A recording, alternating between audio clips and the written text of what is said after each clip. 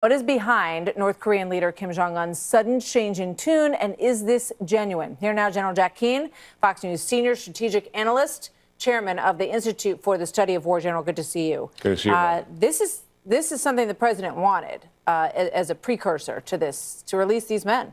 Yeah, no doubt about it. Pompeo mentioned it when he met with Kim Jong-un, and just recently, our national security advisor, Ambassador Bolton, mentioned it publicly as a sign of good faith that Kim Jong-un is serious about these talks and about nuclearizing. So let's release these hostages before the talks. And he's doing it. What do you make of his concessions? What's different now for Kim Jong-un? Is it that the world is different? Are there different pressures on him within North Korea than existed in the prior generations?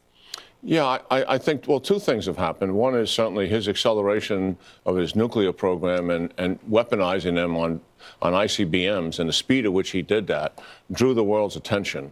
And, of course, we transitioned from strategic patience under the Obama administration, which was actually a concession to him, to the Trump administration. They saw the imminent danger of all of that and said this is unacceptable to the security of the American people, and just moved right on it, maximum pressure economically, and also putting a military option on the table. And I think the president, the fact that he would never let up on discussing the military option, something that his predecessor avoided doing painstakingly, kept this pressure on him. And I mean, my sources told me they shut down the revenue about 80% before we started blocking the North Korean ports with our Navy ships. So there is some impact, but they let their people suffer in the past and just sort of gutted up and went on anyway and still manipulated us. It feels like for some reason that's not working for him anymore, that maybe there is some internal pressure that hasn't existed before. Obviously, there's so much that we don't know about. I find it really interesting that you have the Chinese and the South Koreans, the Japanese,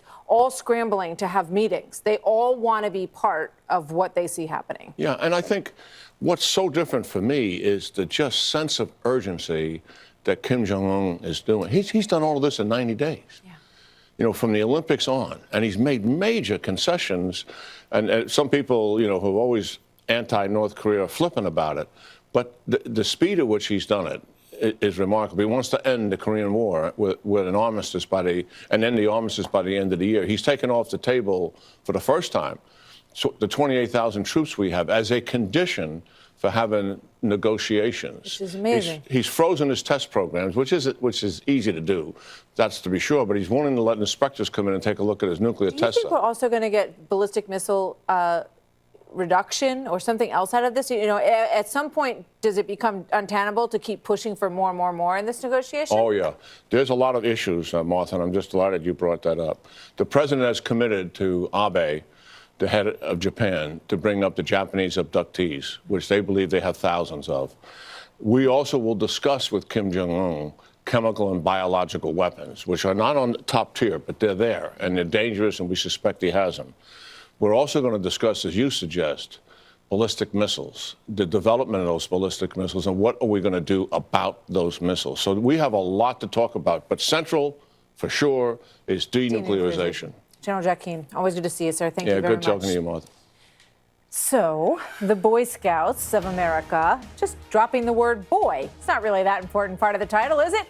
Moving on to a mission that would include more girls. Governor Mike Huckabee joins